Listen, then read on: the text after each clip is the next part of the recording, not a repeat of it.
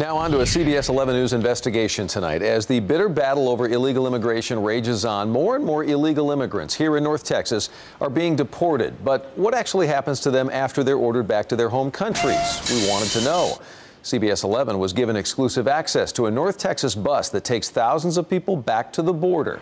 Investigator Jack Fink tonight with the story and a caught-on-camera encounter that surprised even us. It's 3:30 in the afternoon, and one by one here, 32 men in handcuffs and chains board a bus in Dallas on a non-stop one-way trip.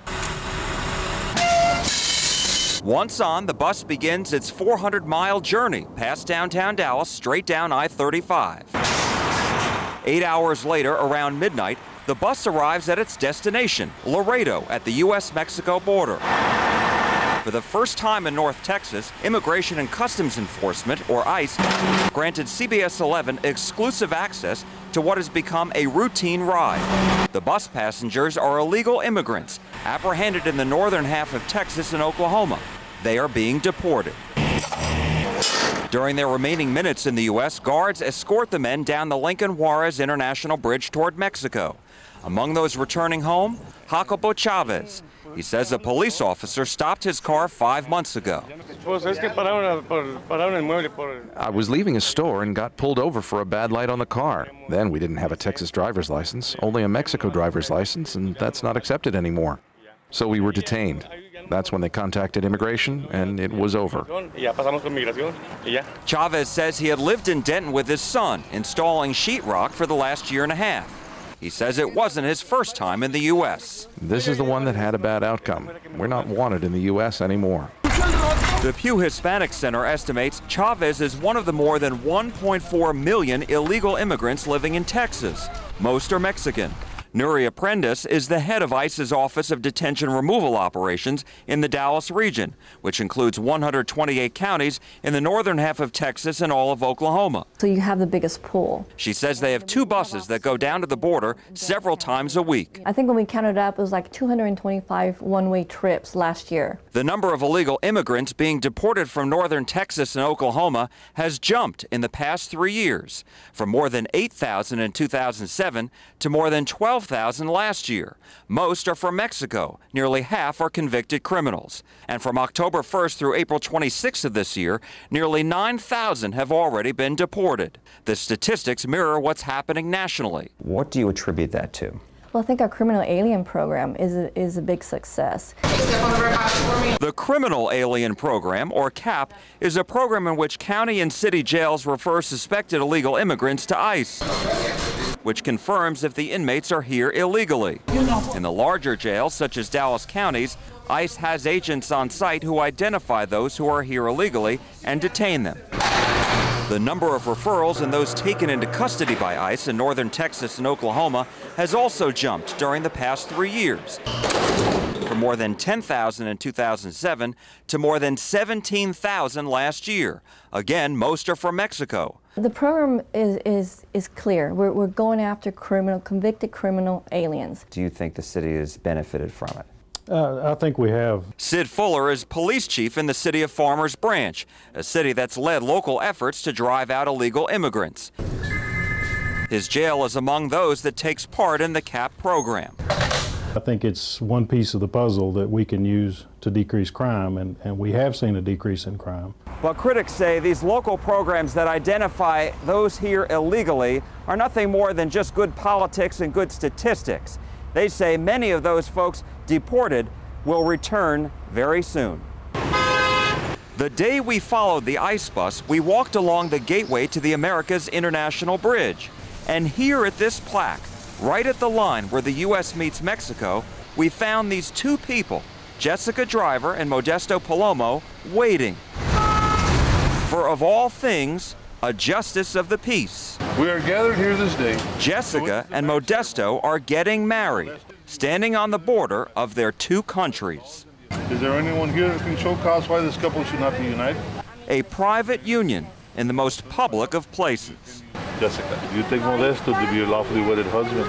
Yes. Jessica lives in North Texas. Modesto used to until he was arrested in Rockwall County, then deported last year. Take you, Jessica. They've been together for 5 years and have 2 young children who live with relatives in Royce City. They don't understand because they're babies. Their 3rd child is due in July. Right now I'm having hard trouble taking care of my kids. Jessica says they are tying the knot with the hope Paloma will be able to return to the U.S. legally. May I kiss your wife? All right. Now he can't go any further than the international line. The law caught up to Palomo, like the other illegal immigrants being escorted back to Mexico and the tens of thousands of others across the U.S. I mean, this person's violated the law. They're here illegally. We're going to remove them. We asked some of the people being escorted back to Mexico if they're going to come right back into the U.S. Those we spoke with say they're staying in Mexico and will make the best of it there.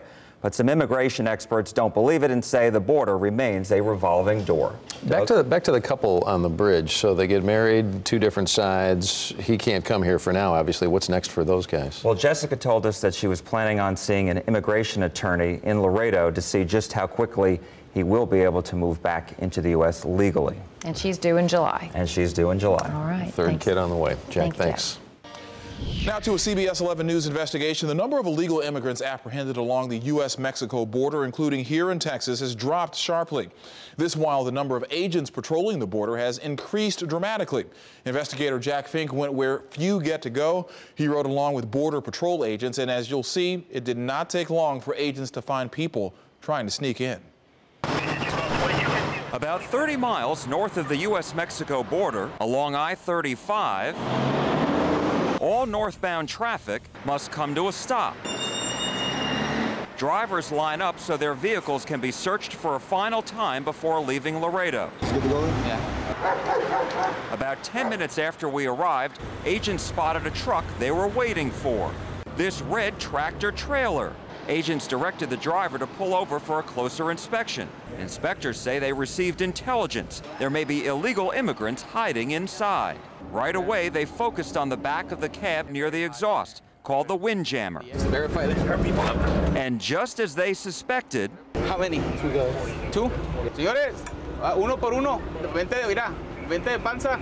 2 men hidden no more.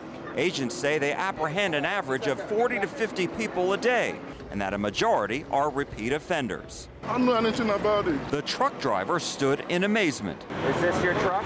It's a company truck. And you've never seen these people? No, I've not seen them before. You had no idea they were in your truck?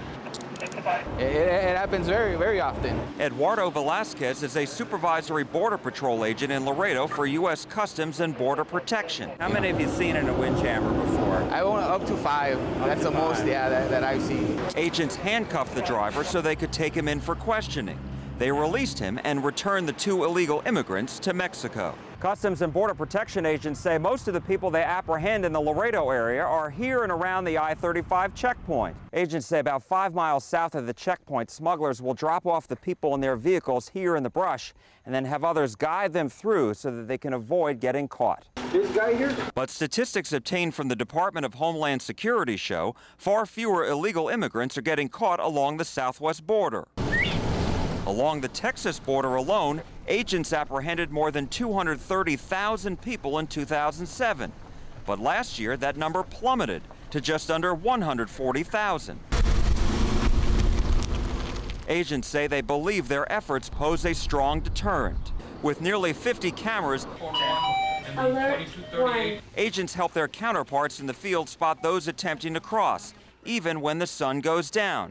Cameras could actually see into the Mexican side. From here, they regularly keep an eye on this stash house in Mexico. It's 300 yards from the Rio Grande, where smugglers gather their clients before taking them across. Since 1999, the U.S. has spent billions more to secure the southwest border, doubling the number of agents to 20,000. But critics say more agents are needed. This is one of the landings that they use to come across. Velasquez says most illegal immigrants who enter Texas swim across the Rio Grande. But your counterparts aren't across the other side, making sure they don't stay. Well, we do get the Mexican military that they do their patrols, but sometimes we see them, sometimes we don't. He says occasionally they even see people attempting to cross, but he says they will swim back once they see agents waiting for them. Those who are caught, such as these 3 men, are escorted back to Mexico over the Rio Grande along the Lincoln Juarez International Bridge. And as we found, this happened day and night. David Campos is among this group of men being deported. He lived in Dallas for 16 years before being caught. I entered with my visa, but it expired and I never returned.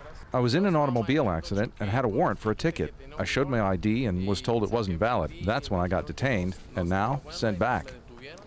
Illegal immigrants caught sneaking into the U.S. for a second time face federal charges and prison in the U.S. And those prosecuted for illegally re-entering the U.S. along the Texas border has jumped from more than 12,000 in 2007 to more than 17,000 last year. That's still a relatively small number when compared with those being apprehended.